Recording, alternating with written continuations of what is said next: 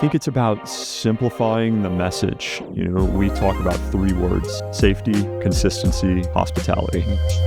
I always say, safety is a requirement, but can't be an excuse. Everything we do starts with, hey, how do we do this safely? But it can't be a reason that we can't continue to innovate. Welcome to Decision Points. I'm Scott Wood. I'm here with Will Coleman, Alto co-founder and CEO. Will, thanks for being here. Yeah, thanks so much. Great to be here. Tell us, I'm sure everybody in Dallas already knows the answer to this question, or LA, but tell us what Alto is. Yeah, Alto is, we see ourselves as the future of electric and autonomous mobility. We started as a vertically integrated ride-hail platform. What that means is that we own every piece of the experience, from employing the drivers, owning the vehicles, but we also operate the facilities, the infrastructure, the real estate, the charging to operate those vehicles. And so increasingly over the last 7 years, as we built the business, we've moved from just a consumer brand that operates a safe, consistent, high-quality experience in rideshare to really the kind of back-end services that are going to support the future of autonomy across cities across the U.S. and maybe someday around the world. Awesome. All right, that sounds like an interesting conversation for today. So before we go there, where are you from? From right here in Dallas. Okay. Dallas native. All right, where'd you go to high school? Went to Jesuit. Okay. And then moved down to... Ranger. Yeah, Jesuit Ranger. Yeah. Went to Austin, to University of Texas, and then chased my then girlfriend, now wife, back to Dallas. She went to SMU Law School, so came back here to follow her. Awesome. Thought I had big dreams of moving to New York City and all those other fun places, but Dallas is pretty good. What was the big dream in New York City? What was the attraction? No, I don't know. I don't actually think I wanted to live there. It's a good place to visit. Yeah, it is a good place to visit. I lived there for 3 years when I graduated, and it was 3 years was enough. Yeah, like it was perfect. It was great. It was a lot of fun, but I was ready to get back to Dallas as well. So Dallas is. In my business, I get to say this because I'm from Dallas, but it's just one of the most average cities in the U.S., at least on the metrics that matter to us around density, population size, relevancy of universities, relevancy of restaurants, size of airport. It's kind of number 9 out of the top 20 cities, but it's just easy. Mm-hmm. It's a great place to do business. And it's a pretty good place to live, too.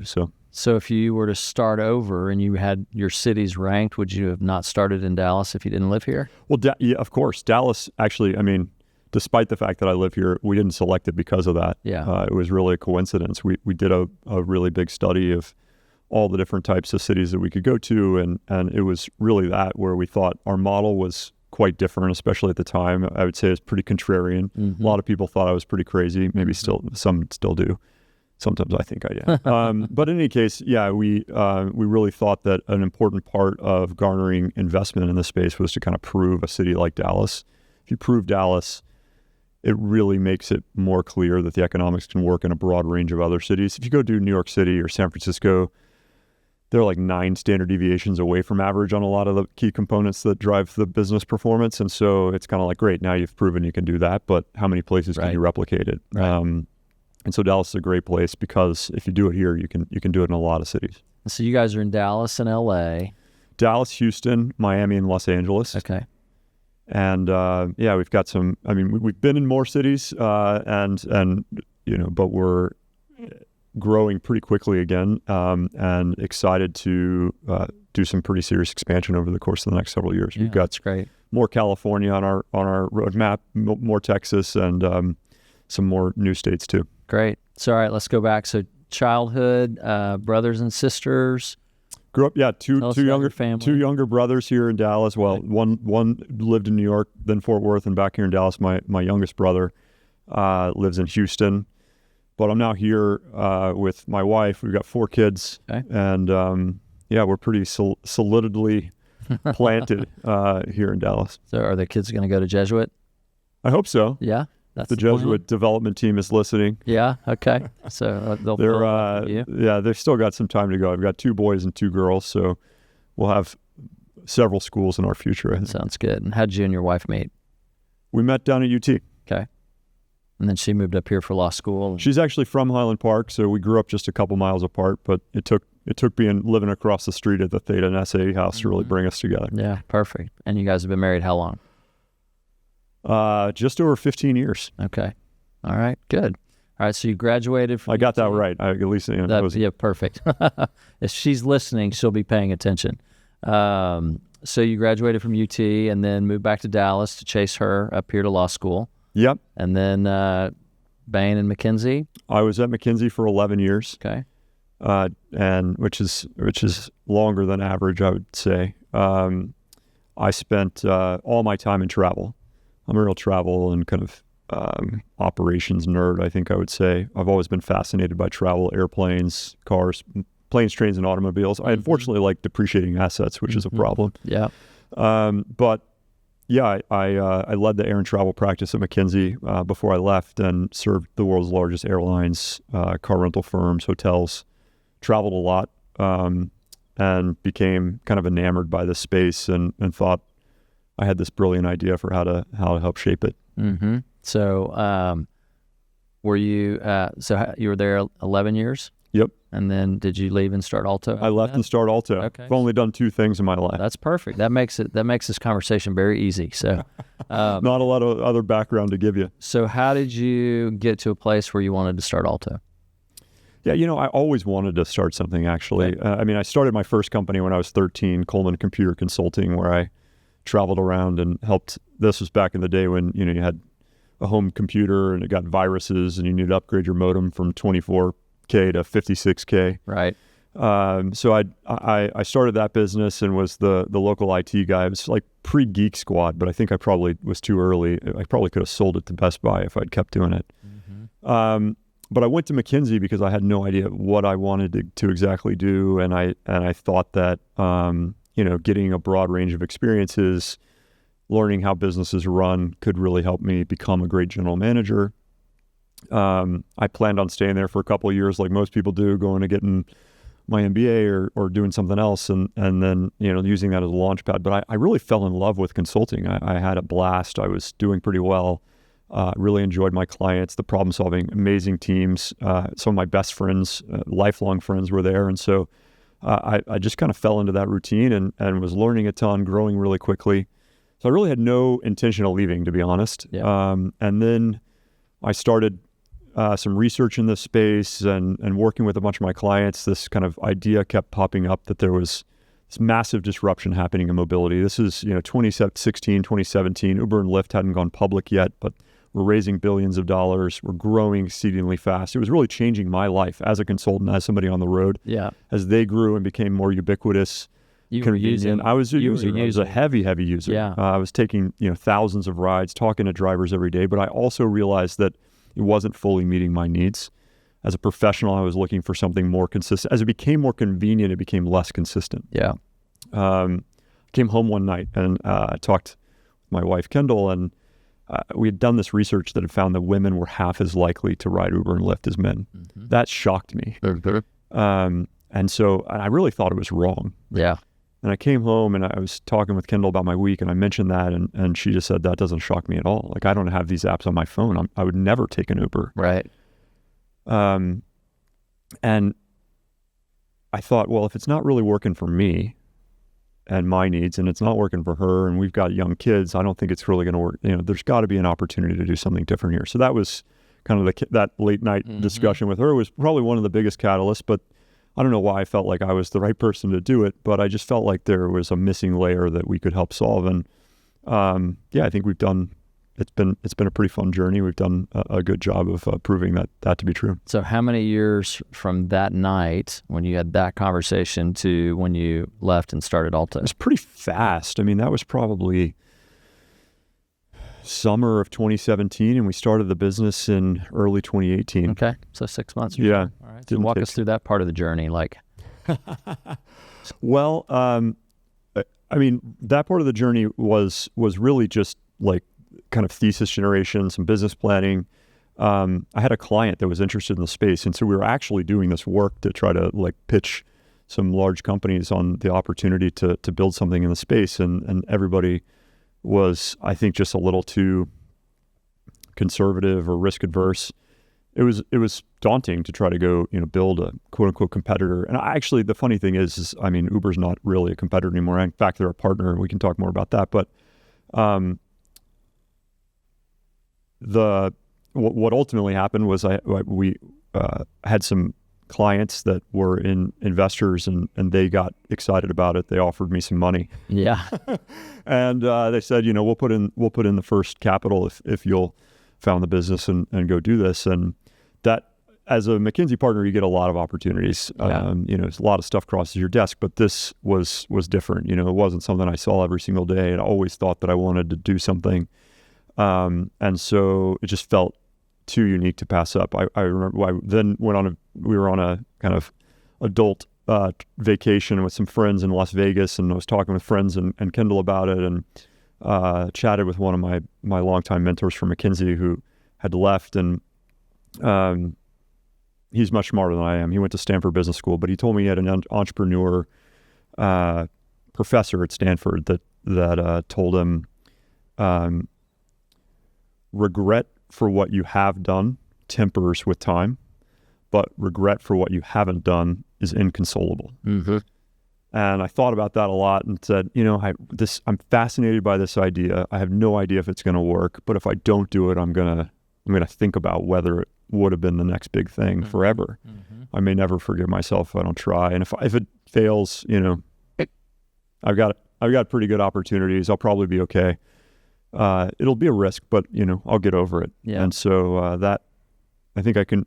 On that trip, I kind of convinced Kendall, and we kind of began the process to actually get it started. Were your mom or dad, either one, entrepreneurs or? Not really. No, my mom's a physician, and my dad's in real estate. But growing up in Dallas, my mom is a pediatrician, and so her patients were a lot of like my friends, and I got to know a lot of their parents, and I saw that the people that I really aspired to be most like were people that had really taken some very significant risks and done some really cool things. Mm-hmm. And so I think it was watching others in our community and seeing other YPOers and people like that had really built interesting things that gave me that itch. Yeah, that's great. Okay, so what's day one look like? Day one, it's a funny story. I actually don't think about it much anymore. I mean, we've had so many post-traumatic stress beyond then. Day one was like, okay, you just left a massive car, a massive console. No, the first day you have nothing. I didn't know, like the first day was about getting a cell phone to work, because I just left this firm where like you just, you show up in the office and they present you with it starts with a BlackBerry and an iPhone, and like, I leave the next day and I was like, okay, I need to go to like AT&T and like get my cell phone set up. And they're like, okay, well, do you have like the amount of paperwork required to like get a postpaid cell phone plan? Mm-hmm. I have pretty good credit, but like the business hadn't been founded. So like getting, a cell phone, setting up a bank account.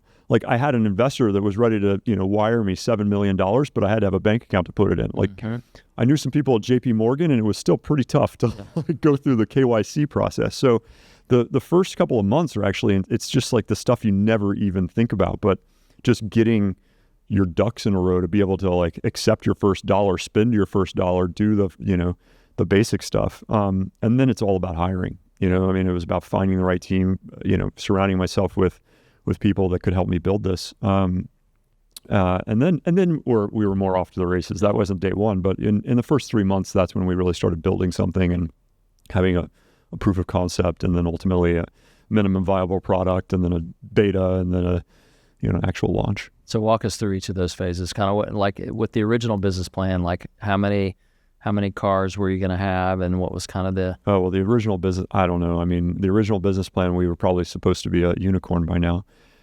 Certainly, much bigger than we are. We've had a couple of things happen between now and then, like COVID and interest rate inflation and a bunch of other things. But, that was 2018. I mean, we launched pretty quickly. I mean, we built an app we built the team, the apps. We built a fleet of 15 or 20 cars. We had real estate, all those sorts of things came together relatively quickly. We founded the company in May. Our first ride was on December 14th, 2018. Mm-hmm. So, 6 or 7 months in, we were kind of really operating, really growing quite quickly. Were you the first ride? Who was the first ride? No, the first ride. So a woman on my founding team, the first person I hired, her name was Alex Halbadier. She was a BCGer. She since left the company, is now back at BCG, but she... We had a pretty big network in Dallas, so it was kind of a competition to see who could recruit the first rider. It was a BCG associate. I remember actually this probably broke all sorts of privacy laws, but we like tracked the ride. Everybody's standing around. We launch. It's like, okay, what's going to happen next? Like how long is it going to take? And we thought it would be like minutes, probably hours. We're all standing around and like, click, we see a ride, and so we got in like a chase car and went like met it and like celebrated with the guys at the end. That's fun. And again, like that probably broke all sorts of rules, but those are the kind of fun memories along the way. I think that make it, that you don't think about as much until you do stuff like this, but that are pretty cool to kind of remember. Mm-hmm. So you first ride is in December of 18. Got that right? Timeline? Yep. Okay. And then just kind of walk us through. Then it was just, 2019 was like up and to the right. Everything was going great. We grew from, 25 to 50 to 100 cars really quickly. And then... and this Dallas or LA? Just Dallas. We were just in Dallas. Okay. I mean, this was all about just, proving the model, showing that we could, that, our business plan worked and that all these assumptions that we made sense, hiring drivers, building out the infrastructure. And that's kind of a blur. But then, this crazy thing happened called COVID. And I remember getting a call from one of my investors in San Francisco in March of maybe it was February of 2020. Everything's going great. And he was kind of like, are you worried about this COVID thing? And I was like, you guys in California, I was just worried about stuff like, right. This is not a big deal.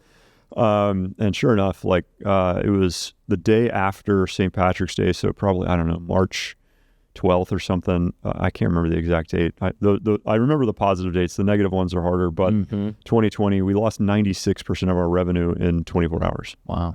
So we went from a business that, and we have a huge fixed cost base. That's kind of the whole point of the business, right? We had employees and cars and all this sort of stuff. And it really just like entirely evaporated. And so that was probably the first shock to the system of like, okay, now what? I look back at that and that was probably, the easy time to quit. I think that's most startups fail because it's easier to quit than to keep going. And right. That was certainly, I thought about it pretty hard. But, it was my investors and my team. Just had the right people around me to convince me that it was actually an opportunity. We, had zero visibility, but through that, we actually, some of the best things in the company happened. We really solidified our brand. We became known in Dallas for the differentiators that we could provide, the cleanliness, the safety of the ride. We used that opportunity to expand. We had more cars than we knew what to do with. And so it was easier to go kind of shallow within multiple markets than really try to penetrate deeply because there just wasn't much activity. So we expanded that year to Houston and to Los Angeles. We really, it was a traumatic experience. I worked harder probably I had 2 kids and 2 more on the way. My wife went into bed rest the same day that the world closed. I kind of think that she might have had something to do with that. If she couldn't have any fun, she didn't want anybody else to go out either. So I shipped my kids to Colorado with my in-laws, which was a very fortuitous thing. I worked basically 24/7 for 6 months, and we innovated faster. I had a conversation with the team that was like, look, guys, we've all taken a massive risk, but now there's no more risk the business can take on. Like, we are in the most risky position we'll ever be. Positive. Like, there's nothing you can do that can add risk to the business today. So if you have an idea, let's do it. And so we built more and turned faster and figured stuff out at a much more accelerated pace, even than the founding and the opening. And so we really came out of that stronger than we entered, battered but stronger. And And then things were great again. Like we were growing and expanding, opening more markets, raising more money.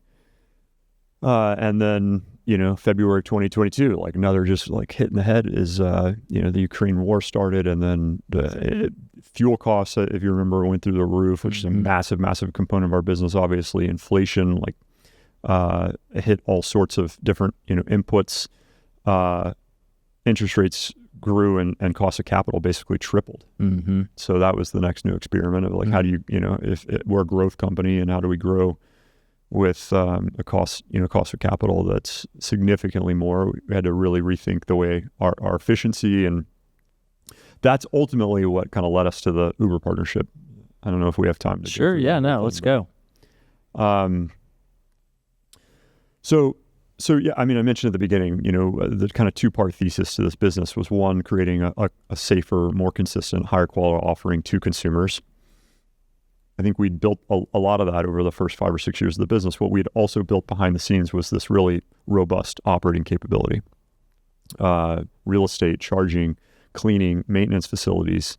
And as we first kind of went through this trough of disillusionment around autonomous vehicles, but recently, starting kind of last year, with Waymo, launching new markets, and Tesla getting closer, and other new entrants coming in, we saw this huge opportunity to leverage that capability that we have behind the scenes to serve that future. And Uber approached us, and we were excited to prove that part of our business out. So we're now growing that, where we're operating our fleet, our drivers, all of our facilities, but we have this new distribution platform called Uber, where now in Los Angeles and Miami, if you order an Uber Black or an Uber XL, you've got a pretty high probability, increasing. I mean, we're growing really fast there. Today it might be 1 in 5, but our goal is to get it to 1 in 2, and hopefully even higher than that.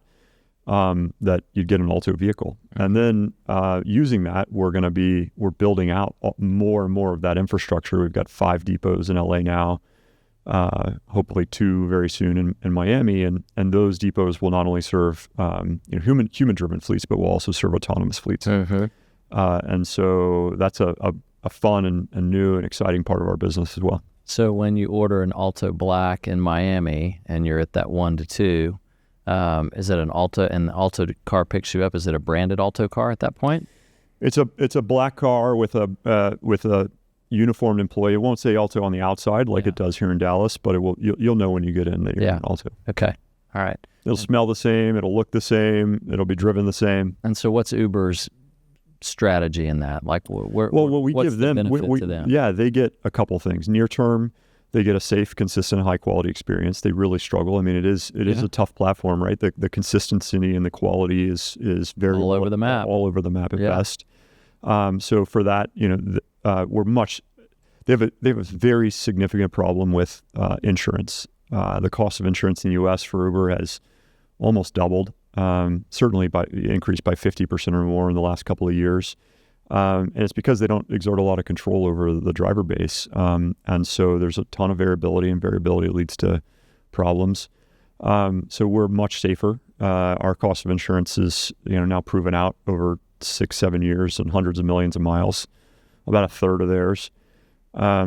So they get a better, higher quality, safer experience on their platform, which draws in more customers. They get a proof point to how they're going to operate these autonomous vehicles on their platform. It's a huge, I think that the single largest threat to Uber's platform is autonomy. They have an incredible distribution network, the best in the world. They're global, and they're in every city, and they've spent a lot of money building out that network. It's incredibly valuable, but this operating layer is missing. And so as autonomous hardware and software companies are looking to commercialize that technology, I don't think Google or Tesla really wants to operate a fleet of vehicles. They want to make the technology and then license it to operators. So we kind of see it playing out like the airline space. You're going to have Expedia selling tickets, but then you're going to have airlines that actually operate the flights and brand it and have differentiated experiences that you choose between Delta or Southwest for different value props, for different reasons. And then you're going to have infrastructure players for us, we might own some of those. We might serve other fleets, kind of maintenance and services. We'll service our own vehicles. We might service other people's vehicles. If you decide to own your own, autonomous vehicle someday, you need someplace to get a service, you might come to us. And then I think there's always going to be this dichotomy or like hybrid nature of this business. There's always going to be a need for humans. And so we'll be able to provide, a range of services depending on if you want a really bespoke, experience for a business trip or for a family outing or something like that, or if you're just looking for, a cheap commute, that you'll also be able to get that as well. And we'll be able to serve all of those different needs. So how do you think about the revenue model, like on a go-forward basis? How much of it's this operating platform and infrastructure support, and how much of it's actual ride? Well, we're still ultimately the receiver of the revenue, right? I mean, because we're actually, operating the business. So, Uber basically has like a commission structure where we're paying them a small commission to bring us the customer. But, most of the revenue comes to us. And so I think that'll be, the vast majority of the business. But I think there's, 20% or so that can be from other services that we could provide to others as well along the way, whether that's charging or maintenance or cleaning or other services around the space. So that's still kind of nascent and something we're working on.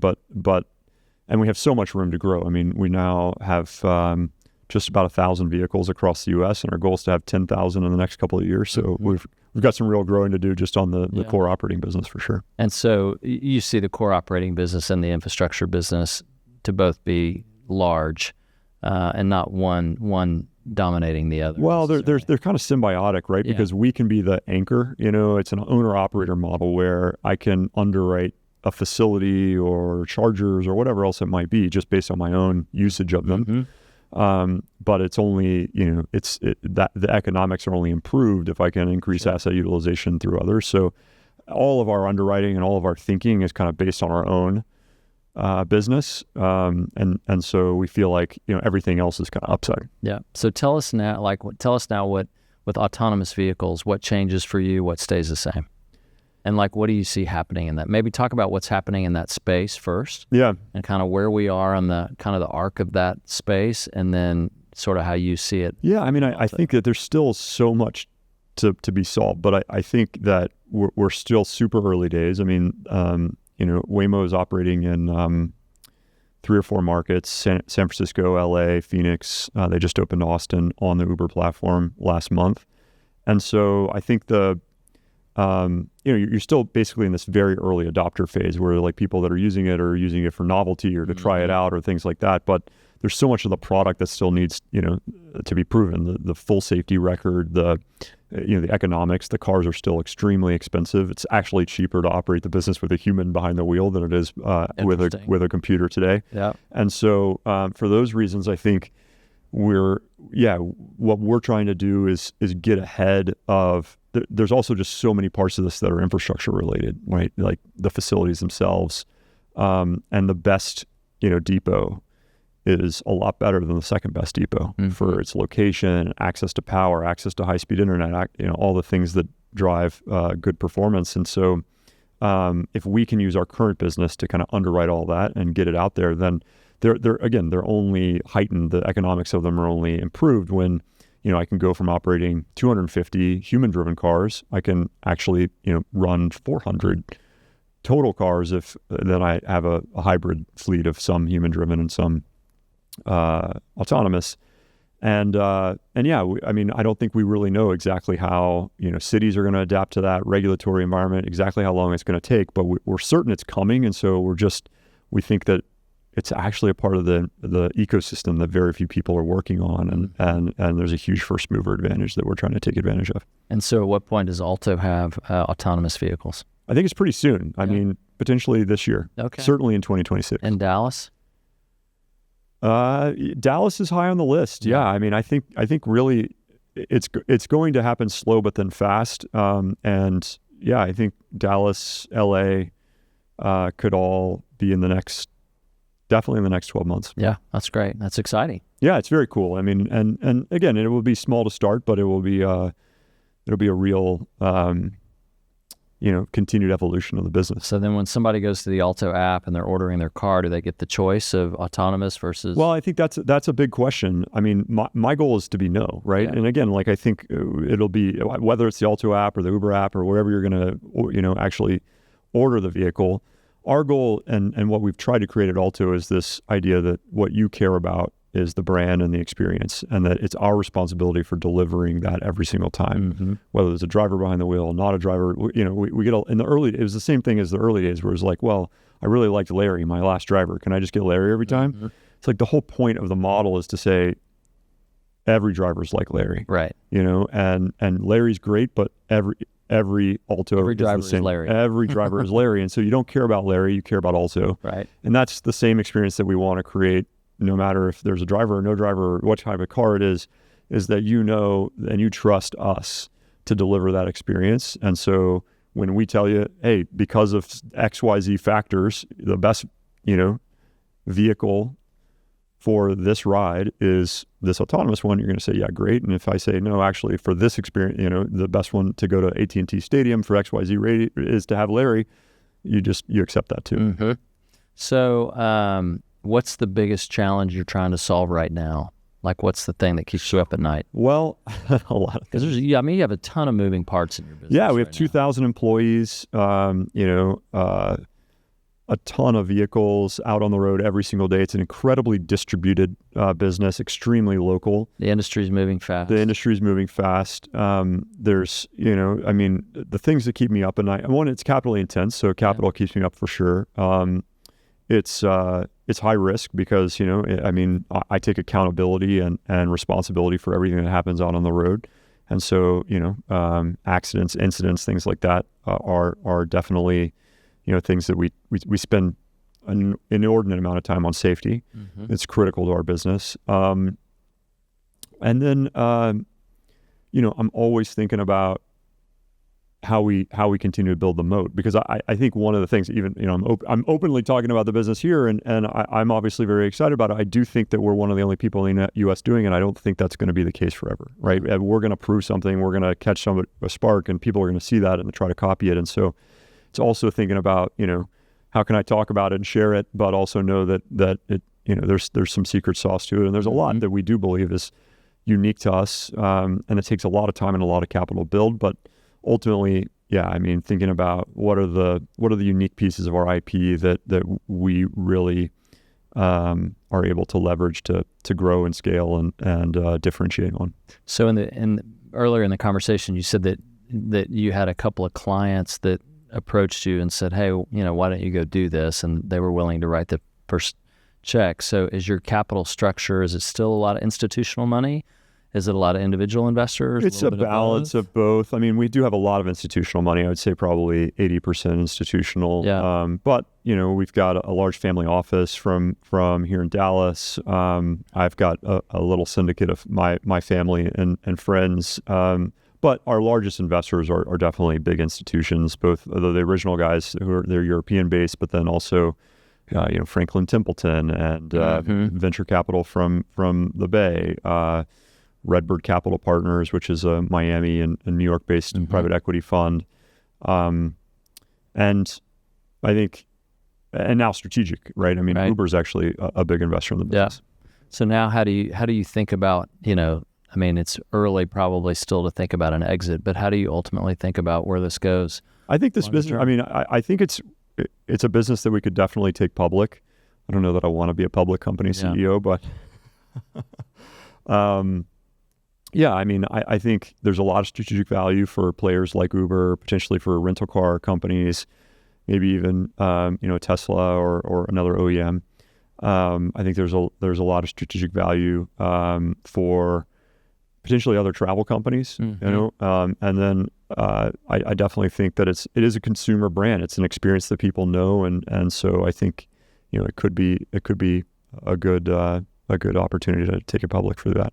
And what about you personally? Like what's important to you over the next 5-10 years? Like, how are you thinking about it personally? Well, I'm always, again, I'm enamored. Or do you have time? I'm enamored. I don't have time to think. I'm enamored with depreciating assets. So, got a lot of those. I want a big airplane, but I think, for me personally, like, I think I've poured, basically my life and soul into this. So I would love to see, financial success. But, equally importantly now are the opportunities that we've created for a lot of people. And many of them, frontline workers who I think we've given an opportunity to earn a living and a consistent wage and have benefits and all sorts of things that really didn't exist in this industry today. So I'm pretty proud of that, and I'd love to be able to, I think that's something that we can continue to expand and go from 2,000 to 10,000 to 100,000 employees, and there will always be a role for people in this industry, I'm certain. And so I think,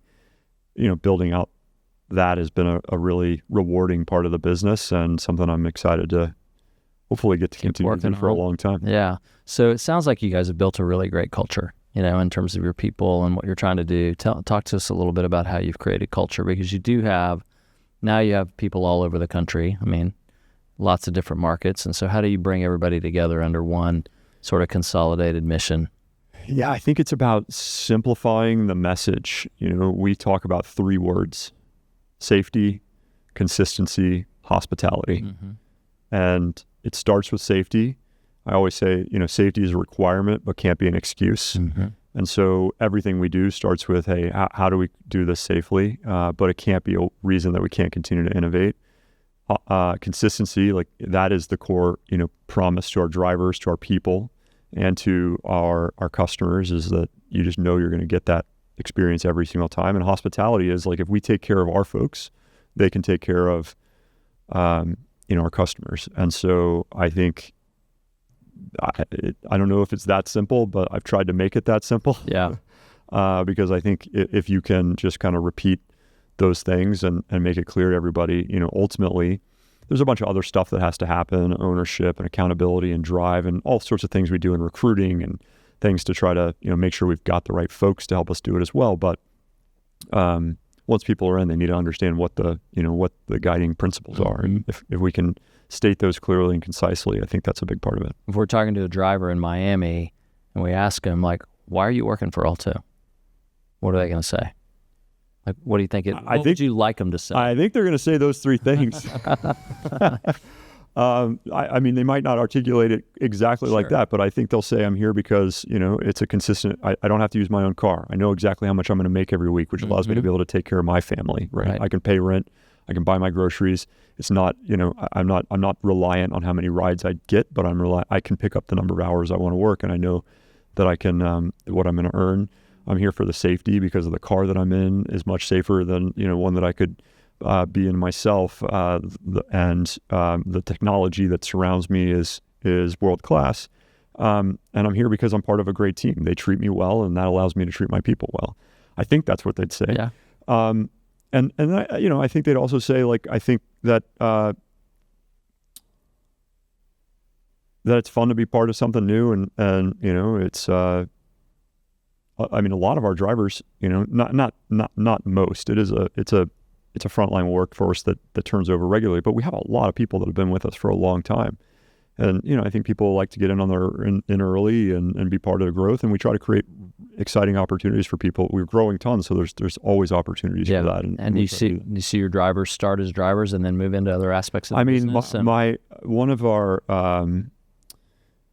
senior operators here in Dallas, this guy named Soraya, and he was, our first training class ever of drivers was, now going all the way back to the beginning, was Halloween, October 31st of 2018. We had our first hiring class. We had everybody together, and I both designed and delivered, but also took training with these guys. And Soraya sat next to me in our little small group training class. There were probably 35 or 40 drivers there that day, and he was one of them. And now he's 6 years later is helping lead our operation. So yeah, there's lots of examples like that. Yeah, that's cool. That's awesome. All right, we're sitting here. We got a whole room full of YPO guys here. What's kind of like one departing piece of advice that you would give the room in terms of, like, maybe go back to the COVID decision where you were, you'd lost 96% of your revenue, and it's kind of that decision point of, like, I've either got to double down and make this thing work, or, it's time to fold the tent and go back to McKinsey. Like, what would you advise our room? Wow, giving YPO's advice is hard, but I guess that's the point of this. I mean, I think the advice I have is that you have to be all in, but I think the way that I motivate myself is that I feel too proud to fail. Mm-hmm. And so kind of through thick or thin, like I've believed since day one that there's a huge opportunity. And even in some of those cases, like definitely would be easier, but having to go have that conversation with my investors, my family, my friends, like I can't fathom that. And I mean, I actually kind of think all about that a lot. Like, mm-hmm. What would that feel like? Mm-hmm. Because I think that's what keeps me, even in those darkest and hardest times, it keeps me really, it's like, wow, that feels like it would probably be worse than this. So maybe I should keep doing this. Yeah. Good answer. Good answer. Well, Will, thank you so much. It's been great to have a little conversation here this afternoon, and congratulations for all your success. And I know you've got a lot of success out there in front of you. Thanks so much for having me. It's been really fun. Thank you for joining us on Decision Points. All right, good job. Incredible.